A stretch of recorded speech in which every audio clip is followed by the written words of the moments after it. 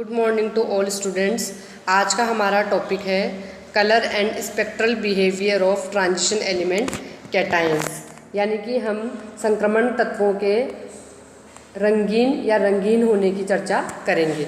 तो कोई भी पदार्थ रंगहीन दिखता है अथवा रंगीन, ये किस बात पर निर्भर करता है? ये इस बात पर निर्भर करता है कि उस पदार्थ के अणु, परमाणु या आयन प्रकाश के दृश्य क्षेत्र से ऊर्जा का अवशोषण करते हैं या अवरक्त क्षेत्र से। क्योंकि यदि कोई भी पदार्थ प्रकाश के दृश्य क्षेत्र से ऊर्जा का अवशोषण करता है तो वो रंगीन दिखाई देता है। जब कोई भी पदार्थ प्रकाश के अवरक्त क्षेत्र से ऊर्जा का अवशोषण करता है तो वो कलरलेस दिखाई देता है। तो प्रकाश का 400 से 700 नैनोमीटर तरंगदैर्ध्य वाला भाग दृश्य भाग कहलाता है। यदि कोई पदार्थ प्रकाश के दृश्य क्षेत्र से ऊर्जा का अवशोषण करे तो उस पदार्थ से जो लौटा हुआ प्रकाश होता है, जो कि हमारी आंखों तक पहुंचता है, तो हमें पदार्थ रंगीन नज़र आएगा। तो जैसा कि हम जानते हैं कि श्वेत प्रकाश 7 रंगों का मिश्रण होता है और प्रत्येक रंग की अलग अलग वेवलेंथ होती है।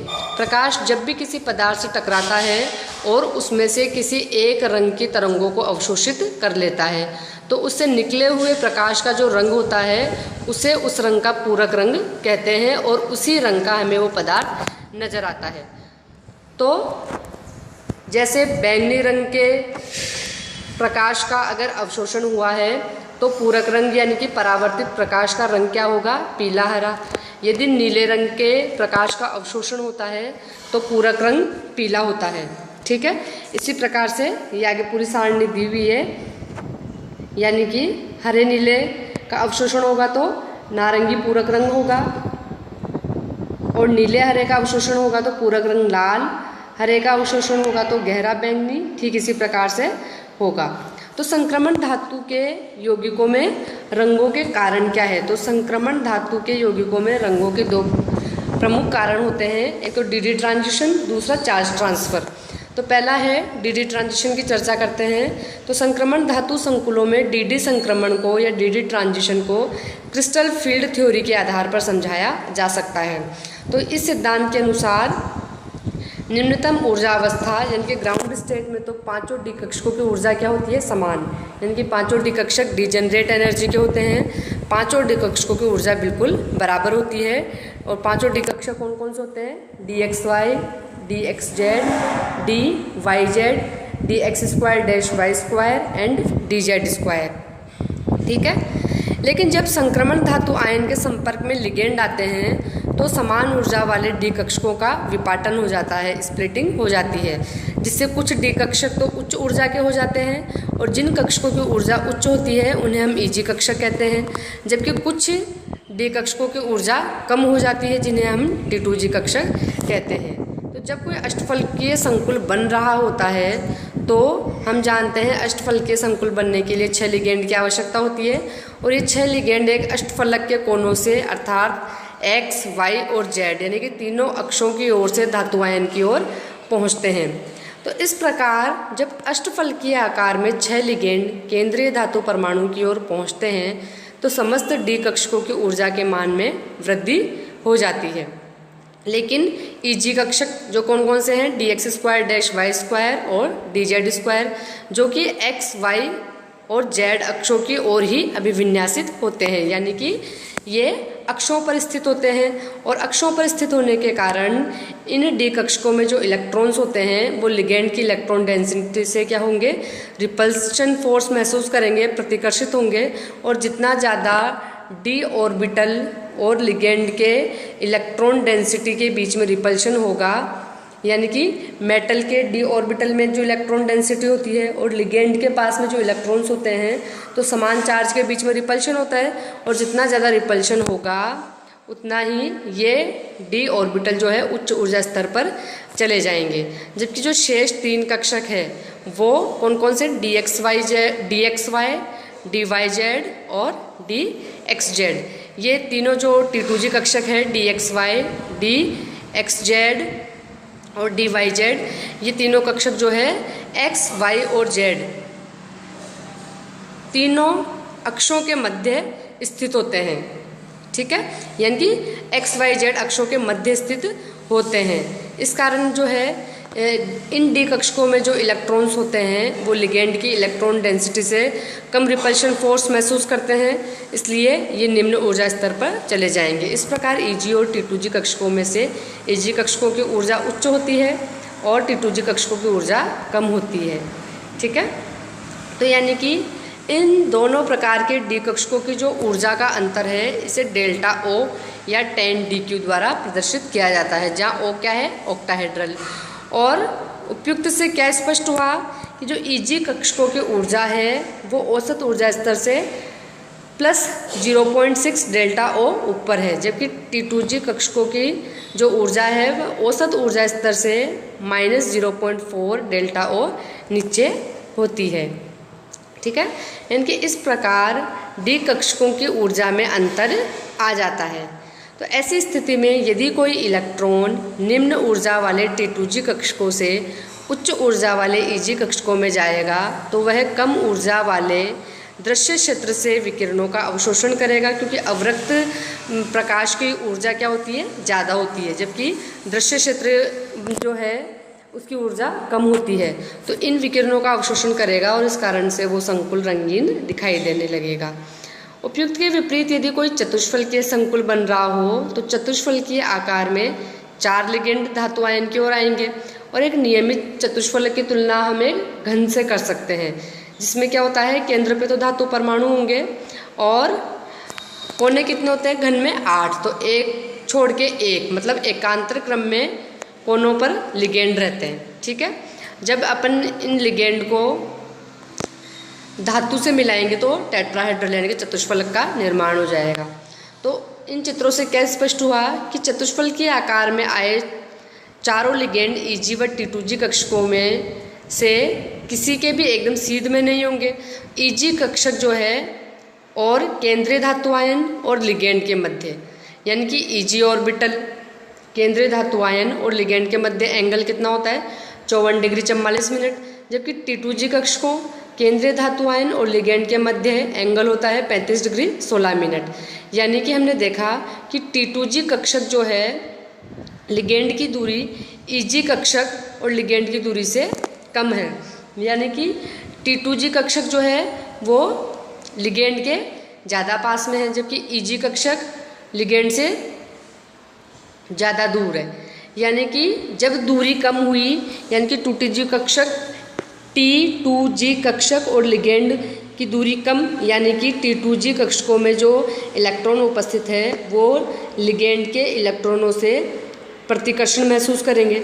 ठीक है, प्रतिकर्षण महसूस करेंगे तो T2G कक्षकों की ऊर्जा ज़्यादा होती है और यहाँ पर Eg कक्षकों की ऊर्जा जो है वो कम होती है। लेकिन जब भी चतुष्फल के संकुल का निर्माण होता है तो T2G और Eg की जगह हम केवल T2 और E सिंबल का प्रयोग करते हैं। यहाँ G का मतलब जीरेड होता है, जो कि और जीरेड का मतलब क्या होता है, सेंटर ऑफ सिमेट्री, है ना। और वो टेट्राहेड्रल जो संकुल होते हैं, कॉम्प्लेक्स होते हैं, उनमें नहीं पाई जाती है, केवल ऑक्टाहेड्रल में पाई जाती है। इसलिए टेट्राहेड्रल कॉम्प्लेक्स के लिए हम G का उपयोग नहीं करते हैं। अब जब लिगेंड केंद्रीय धातु आयन की ओर पहुंचते हैं तो समस्त डी कक्षकों की ऊर्जा के मान में क्या हो जाएगी, वृद्धि। अब हम चतुष्फलकीय संकुलों के लिए बात कर रहे हैं तो T2 कक्षकों के लिगेंड से अधिक निकट होने के कारण उनकी ऊर्जा क्या हो जाएगी, ज़्यादा। क्यों?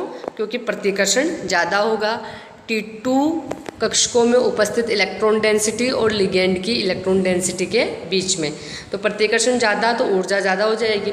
इस प्रकार चतुष्फलकीय क्षेत्र में डी कक्षकों का क्रिस्टल क्षेत्र विभाजन अष्टफलकीय क्षेत्र की तुलना में क्या हुआ, बिल्कुल उल्टा। ठीक है, यानी कि एक स्फेरिकल एरिया में डी कक्षकों की औसत ऊर्जा की तुलना में T2 कक्षकों की ऊर्जा प्लस 0.4 डेल्टा T ज़्यादा हो जाती है, जबकि ई कक्षकों के लिए ऊर्जा का मान औसत ऊर्जा की तुलना में माइनस 0.6 डेल्टा T कम होता है। और यहाँ T का मतलब टेट्राहेड्रल चतुष्फलकीय है।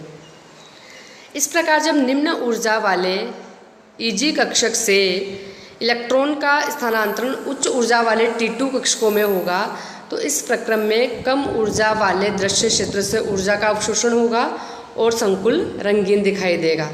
फॉर एग्जाम्पल टाइटेनियम H2O का होल 6+3 जो कॉम्प्लेक्स है वो गहरे बैंगनी रंग का दिखाई देता है। इसका कारण क्या है कि टाइटेनियम +3 ऑक्सीडेशन स्टेट में है, यानी कि इसमें D1 इलेक्ट्रॉनिक विन्यास पाया जाता है। तो लिगेंड जो कि यहाँ पर जल है, इसके 6 अणु इसके साथ उपसहसंयोजक बंध बनाकर एक अष्टफल के संकुल बनाते हैं, जिसमें ई कक्षक जो है, ईजी कक्षक यहाँ बोलेंगे क्योंकि यहाँ पर आपके ऑक्टाहेड्रल कॉम्प्लेक्स बना हुआ है, तो ईजी कक्षक जो है वो उच्च ऊर्जा स्तर पर चले जाएंगे, क्योंकि ईजी कक्षक जो है वो अक्षों पर स्थित होते हैं, और जब अष्टफल के संकुल बनता है तब लिगेंड जो है वो XYZ अक्षों से ही आते हैं। ठीक है, तो लिगेंड भी अक्षों की तरफ से आ रहे हैं और डी ऑर्बिटल जो है, ईजी ऑर्बिटल भी अक्षों पर उपस्थित है, तो रिपल्शन ज़्यादा होगा। जबकि जो T2G कक्षक है वो अलोंग द एक्सिस ना होकर के इन बिटवीन द एक्सिस होते हैं। तो इन बिटवीन द एक्सिस का मतलब क्या है, अक्षों के बीच में स्थित होंगे। अक्षों के बीच में स्थित होंगे तो रिपल्शन कम होगा, इसलिए T2G कक्षक निम्न ऊर्जा स्तर पर चले जाएंगे। तो ऐसी स्थिति में जो है इलेक्ट्रॉनिक विन्यास टाइटेनियम +3 का क्या हो जाएगा, T2G1 Eg0।